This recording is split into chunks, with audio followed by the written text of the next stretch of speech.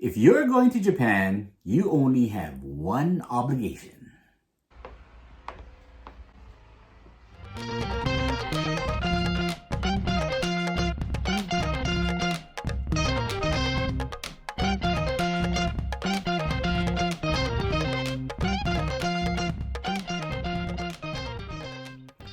Yokoso everyone, Jay here. Hope you're all doing well and thanks for watching. So you're going to Japan. Congratulations.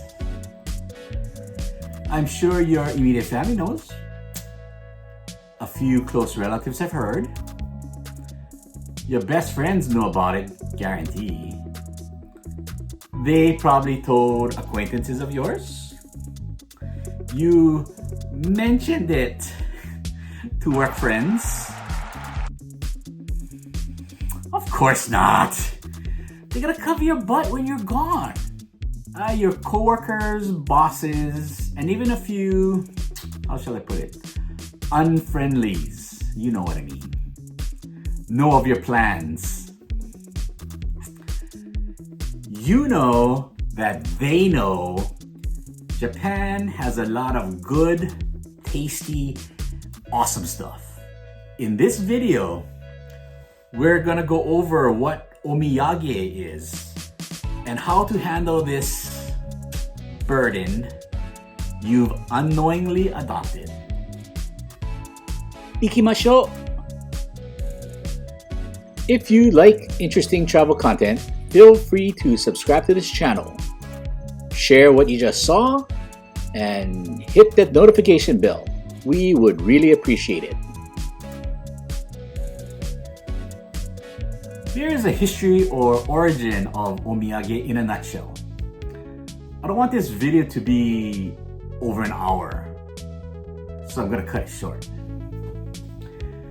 According to Wikipedia, omiyage is actually a tradition in Japan of bringing gifts to friends and family members, normally when returning from a trip of some kind, personal or business, or if returning from some special destination. I threw that last part in. It's a social obligation and can be considered a form of apology for the traveler's absence. Wow, that's kind of a harsh way to put it. But that's the samurai style. In the olden days, maybe that was the case. As for me, I am a 4th generation Japanese American, or yonsei as they call it. So nowadays, not so much. In today's world, I think people want to bring back souvenirs for their friends and family just because. They buy stuff for omiyage because it's popular, probably famous, tastes good, and they want their loved ones to try it. Plus, they probably already know about it because of social media. And when they get it, it makes them happy because they're not going to go to Japan, or they didn't go to Japan. I've actually been asked, hey, can you look for this? Yeah, I've been asked before, hey, you mind looking for this in Japan since you're going? I'll tell them, yeah, no problem. As for me, in addition to just buying stuff anyway, I tend to ask them, do you want anything from Japan? The reason being, again, I'll be there, and if there's something that you want, I'll be more than happy to look for it. Also, the other reason being, I'm not on social media a lot, so whomever I ask might know something good that's popular and hot that I might not know about it. So, it's a win-win either way. For example, when I was younger, the omiyage from, say, Las Vegas was beef jerky and bagel chips. Oh my goodness. Nowadays, it's anything, and I mean anything, from Trader Joe's. That's the hot thing, or the hot omiyage. If you weren't aware, Hawaii has a long love affair with that city. And so many, have permanently made new lives there, for better opportunities and for basically being priced out of paradise. Yeah, it's sad. But I digress. Here's kind of a funny story about Trader Joe's. When I went to the cashier with my cart full of maybe 3 different items, 10 pieces of each, the guy asked me, "Do you want a bag?" And I said, "Okay, great." And he's like, "So you're from Hawaii, right?" So, anyway. Let's now get to the omiyage planning. Yes, planning. You should do this before you leave, I gotta tell you. Because once you get there, there is so much to see and buy, your head's gonna spin. For example, you got candies, dried stuff like seafoods, cookies, cakes, novelties, toys, gachapon, plastic food, etc., etc., etc. Is your head spinning yet? One note, check our other videos for reviews of the best omiyage. I appreciate it if you do. So omiyage planning, here's a few tips you can follow. Make a list of what you want. This is the most important. Again, I'll say it, make a list of what you want. This may sound selfish, but it's not. Okay, wait. Then make a list of recipients, basically your primary list or the people that you must buy for.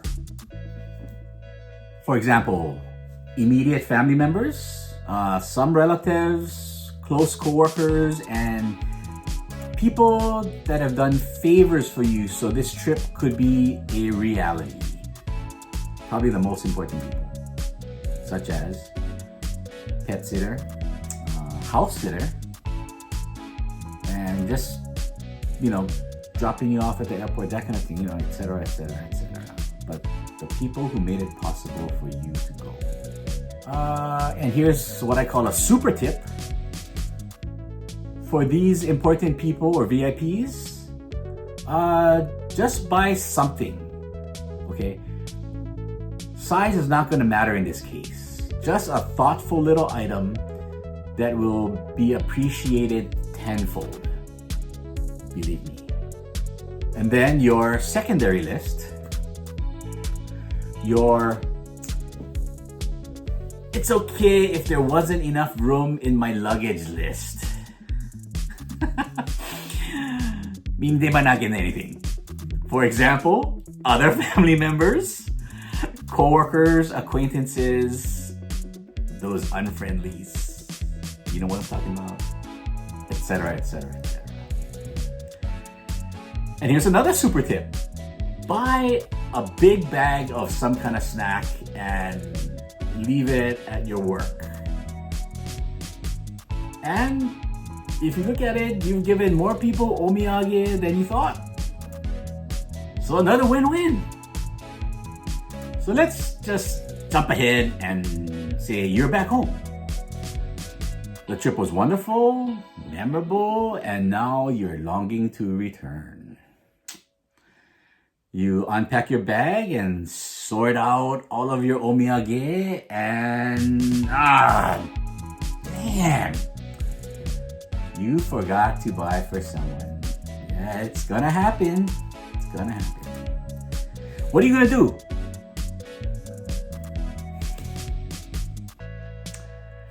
Remember your selfishness, thinking about yourself, buying what you wanted to first?